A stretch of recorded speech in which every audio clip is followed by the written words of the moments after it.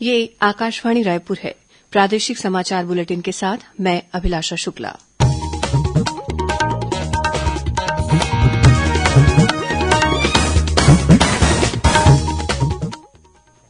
अब पेश है आज के मुख्य समाचार। प्रदेश के सभी शिक्षकों, स्कूल कर्मचारियों और उनके परिजनों को 5 सितंबर तक लगाया जाएगा कोरोना टीका।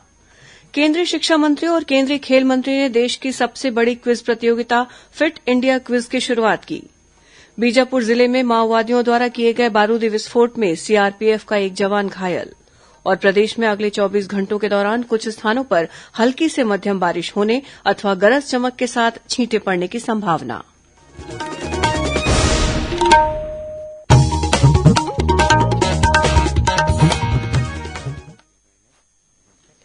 18 वर्ष से अधिक आयु वर्ग के लिए सरकारी केंद्रों पर निःशुल्क राष्ट्रव्यापी कोविड टीकाकरण अभियान जारी है। युवा श्रोताओं से हमारा आग्रह है कि स्वयं कोविड रोधी टीका लगवाएं और अन्य लोगों को भी इसके लिए प्रोत्साहित करें। कोविड स्वास्थ्य के लिए खतरा बना हुआ है। ऐसे में एहतियाती उपायों के पालन में कोताही न बरतें। जब तक आवश्यक न हो घर से बाहर न निकलें और 3 सरल उपायों का पालन करें। मास्क लगाएं, 2 गज की सुरक्षित दूरी बनाए रखें, बार-बार हाथ धोएं और चेहरा साफ रखें। कोविड से संबंधित जानकारी और मार्गदर्शन के लिए राष्ट्रीय हेल्पलाइन काम कर रही है। छत्तीसगढ़ के लिए हेल्पलाइन नंबर है 104 और 0781223591। साथ ही राष्ट्रीय हेल्पलाइन नंबर है 1075। अब समाचार विस्तार से। केंद्रीय स्वास्थ्य मंत्री मनसुख मांडविया ने कहा है कि कोविड रोधी टीका लगवाने के लिए अब स्लॉट गूगल पर सर्च करके भी बुक कराया जा सकता है। केंद्र सरकार ने इस सुविधा की शुरुआत टीकाकरण अभियान को और तेज करने के उद्देश्य से की है। श्री मांडविया ने देश में कोविड से संबंधित आवश्यक दवाओं के सुरक्षित भंडार की आपूर्ति और उपलब्धता की समीक्षा करते हुए कहा कि देश में सभी आवश्यक दवाओं का पर्याप्त भंडार उपलब्ध है। इस बीच कोरोना वायरस से बचाव के लिए छत्तीसगढ़ के स्वास्थ्य विभाग द्वारा प्रदेश के सभी शिक्षकों, स्कूल कर्मचारियों और उनके परिवार के सदस्य जो 18 वर्ष से अधिक के हों, उनको 5 सितंबर तक टीका लगाया जाएगा। वहीं प्रदेश में 1 सितंबर तक 1,46,13,000 से अधिक टीके लगाए जा चुके हैं। इनमें 1,12,91,000 से अधिक लोगों को वैक्सीन की पहली डोज और 33,22,000 से अधिक लोगों को वैक्सीन की दोनों डोज लगाई जा चुकी है। इधर राजभवन में आज कोरोना टीकाकरण शिविर का आयोजन किया गया। इस दौरान राजभवन के 123 अधिकारी कर्मचारियों और उनके परिजनों को टीका लगाया गया। इस बीच प्रदेश में कोरोना संक्रमण की दर गिरकर 0.12% पर पहुंच गई है। प्रदेश में कल कोरोना संक्रमण के 31 नए मामले सामने आए। इन्हें मिलाकर प्रदेश में कोरोना के अब तक 10,04,000 से अधिक मामले सामने आ चुके हैं। इनमें से 9,90,000 से अधिक लोग स्वस्थ हो चुके हैं। वर्तमान में 391 मरीजों का प्रदेश के विभिन्न अस्पतालों या होम आइसोलेशन में इलाज चल रहा है। वहीं रायपुर जिले में सभी लोगों को कोरोना टीकाकरण सुनिश्चित हो सके, इसके लिए स्वास्थ्य विभाग द्वारा विशेष अभियान चलाया जा रहा है। यह अभियान 5 सितंबर तक चलाया जाएगा। स्वास्थ्य विभाग द्वारा विकासखंड के तहत ऐसे गांव जहां टीकाकरण प्रतिशत कम हुआ है, वहां के राशन दुकानों और मनरेगा श्रमिकों को टीकाकरण के लिए प्रेरित किया जाएगा। इसके लिए स्वास्थ्यकर्मी, मितानिन और आंगनबाड़ी कार्यकर्ता लोगों के बीच जाकर उन्हें टीका लगवाने के लिए प्रोत्साहित कर रही हैं। केंद्रीय शिक्षा मंत्री धर्मेन्द्र प्रधान और केंद्रीय खेल मंत्री अनुराग ठाकुर ने कल देश की सबसे बड़ी क्विज प्रतियोगिता फिट इंडिया क्विज की शुरुआत की। फिटनेस और खेलों पर आधारित यह अपनी तरह की पहली राष्ट्रव्यापी क्विज प्रतियोगिता है।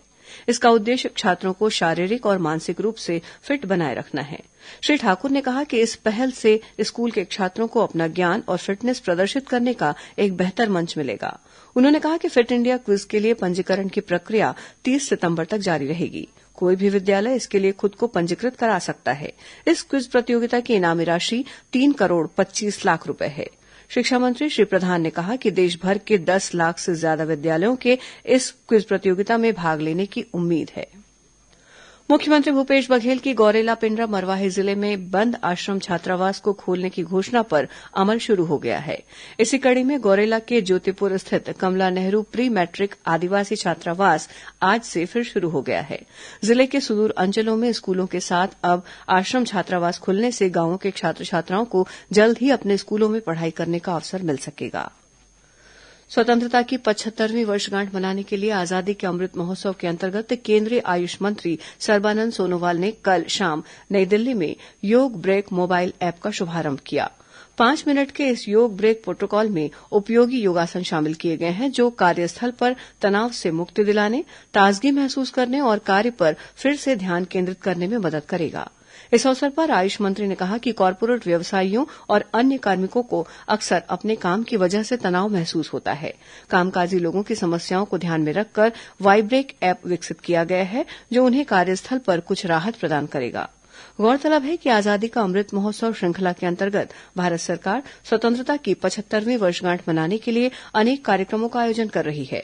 आयुष मंत्रालय इस सिलसिले में 30 अगस्त से 5 सितंबर तक विशेष सप्ताह मना रहा है जिसमें आयुष संबंधी विभिन्न गतिविधियों को बढ़ावा दिया जा रहा है।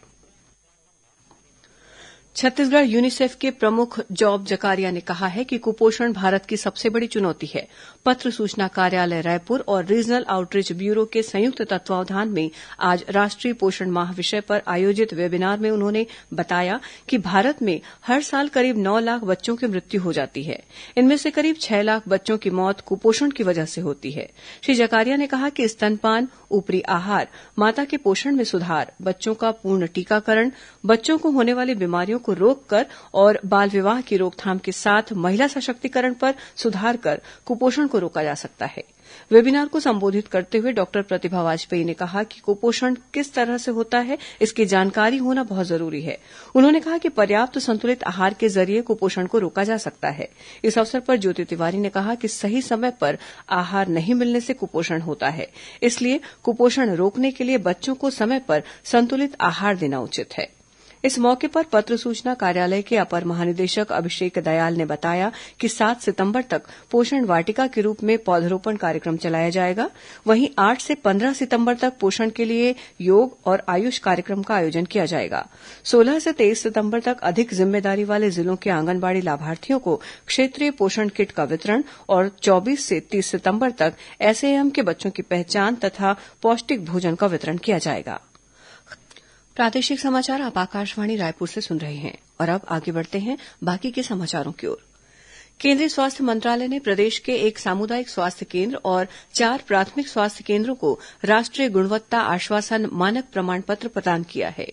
केंद्र सरकार द्वारा अब तक प्रदेश के 28 सरकारी अस्पतालों को यह प्रमाण पत्र प्रदान किया जा चुका है। इनमें 14 प्राथमिक स्वास्थ्य केंद्र, 7 सामुदायिक स्वास्थ्य केंद्र और 7 जिला अस्पताल शामिल हैं। मुख्यमंत्री भूपेश बघेल और स्वास्थ्य मंत्री टीएस सिंहदेव ने इस उपलब्धि पर सभी अस्पतालों के अधिकारियों कर्मचारियों को बधाई दी है। गौरतलब है कि उत्कृष्ट स्वास्थ्य सेवा और मरीजों को बेहतर इलाज उपलब्ध कराने पर यह प्रमाण पत्र प्रदान किया जाता है। छत्तीसगढ़ माध्यमिक शिक्षा मंडल ने हायर सेकेंडरी और हायर सेकेंडरी व्यावसायिक पाठ्यक्रम पूरक परीक्षा की समय सारणी घोषित कर दी है।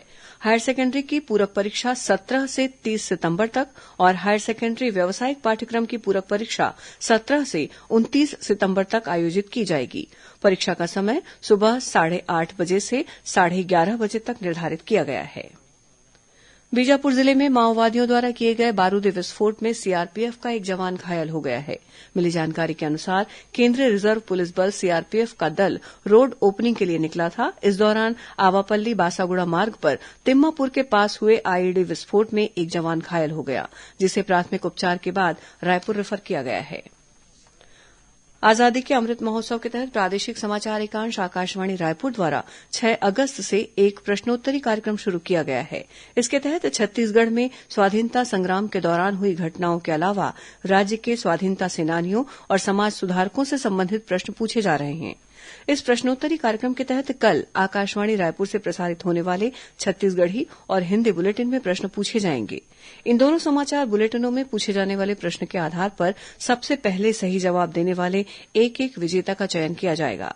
इस बीच धमतरी जिले में भी आजादी का अमृत महोत्सव मनाया जा रहा है।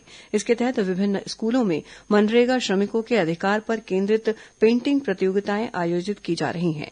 इसी कड़ी में मुजगहन स्थित केंद्रीय विद्यालय के बच्चों ने आकर्षक चित्रकारी कर अपनी कला का प्रदर्शन किया। अब पेश है मौसम का हाल। प्रदेश में अगले 24 घंटों के दौरान कुछ स्थानों पर हल्की से मध्यम बारिश होने अथवा गरज चमक के साथ छींटे पड़ने की संभावना है। मौसम विभाग के अनुसार एक चक्रवाती घेरा पश्चिम मध्य और उससे लगे दक्षिण पश्चिम बंगाल की खाड़ी, दक्षिण तटीय आंध्रप्रदेश और उत्तर तटीय तमिलनाडु के ऊपर स्थित है, जिसके असर से प्रदेश के कई स्थानों में हल्की से मध्यम बारिश होने की संभावना है। मौसम विभाग के अनुसार आगामी 5 सितंबर से प्रदेश के अनेक स्थानों पर बारिश होने के आसार हैं। स्कूल शिक्षा मंत्री डॉक्टर प्रेमसाय सिंह टेकाम ने सूरजपुर जिले के भटगांव थाना क्षेत्र में पुलिस सहायता केन्द्र का कल उद्घाटन किया। चाइल्ड फ्रेंडली इस सहायता केन्द्र में लाइब्रेरी की भी सुविधा उपलब्ध है। इस अवसर पर शिक्षा मंत्री ने जरही गांव में पुलिस चौकी खोलने के लिए प्रयास करने की बात कही। उन्होंने सहायता केन्द्र भवन के उन्नयन और शेड निर्माण के लिए 5 लाख रूपये देने की घोषणा भी की। अब कुछ अन्य खबरें संक्षिप्त में। राज्य का पहला भिक्षुक पुनर्वास केन्द्र का आज रायपुर के मोवा स्थित आश्रय स्थल से शुभारंभ किया गया। पहले दिन भिक्षावृत्ति में लिप्त 21 लोगों को आज केन्द्र में दाखिल कराया गया।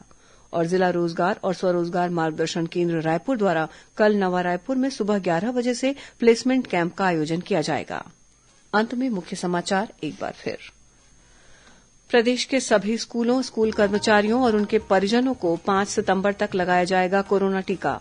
केंद्रीय शिक्षा मंत्री और केंद्रीय खेल मंत्री ने देश की सबसे बड़ी क्विज प्रतियोगिता फिट इंडिया क्विज की शुरुआत की। बीजापुर जिले में माओवादियों द्वारा किए गए बारूदी विस्फोट में सीआरपीएफ का एक जवान घायल। और प्रदेश में अगले 24 घंटों के दौरान कुछ स्थानों पर हल्की से मध्यम बारिश होने अथवा गरज चमक के साथ छींटे पड़ने की संभावना। इसी के साथ प्रादेशिक समाचार बुलेटिन समाप्त हुआ। नमस्कार।